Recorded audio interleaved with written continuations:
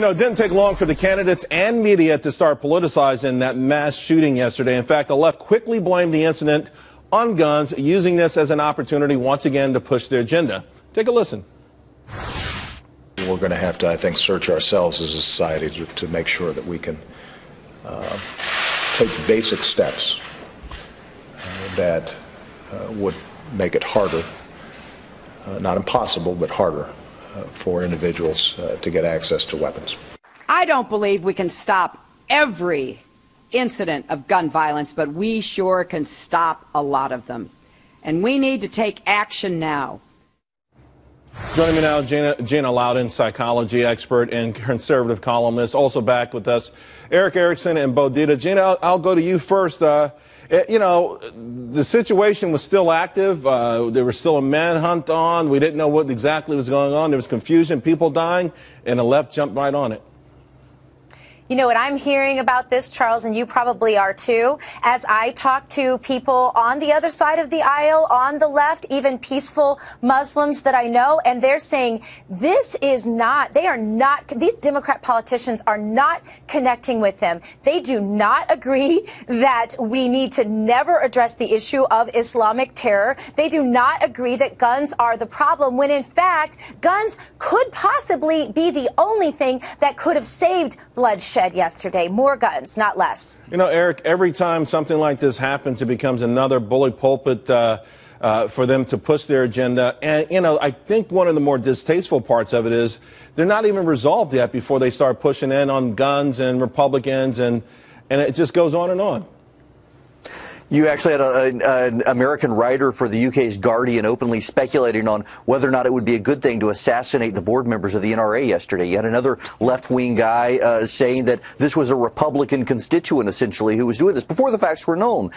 Time and time again, the left defaults to blaming their political opponents for these tragedies before the facts are known, while the right blames terrorists or madmen. The right tends to have a better track record of where to go with this.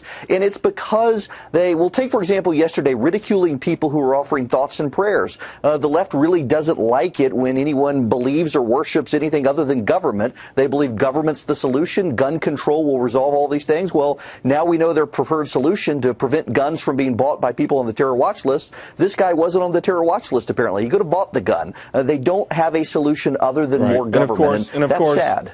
California's got one of the toughest gun laws out there, Bo. Right, and that was a gun-free building also. You know, maybe if some guys had some 9mm there. But let's take this a little step further.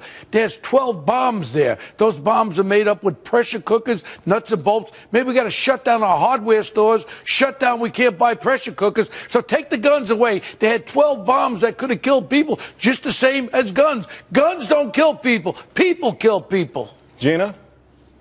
Charles, they're exposing themselves. They are exposing themselves to have a political agenda that is more important to them than the lives of Americans. And honestly, if I were an advisor to Hillary Clinton and the rest of them making these statements right now, and Barack Obama, I would say, drop this right now. Start addressing the truth, because Americans are dying and Americans are waking up to the lies they're continuing to tell. And go ahead, Bo. What we must do also is we must support our first responders. Here in New York City, we have cops responding with 9mm. They have to have AR-15s in the trunk because they're the first responders, first on the scene. And when they're coming against people with fully automatic weapons, it is not a contest. We have to prepare our first responders and our cops. And I think we need to forget about the demilitarization of police. Gina, I want to go back to you from a psychological point of view. I'm starting to find people that I know who are really, they're on the left, and whether old friends, family members.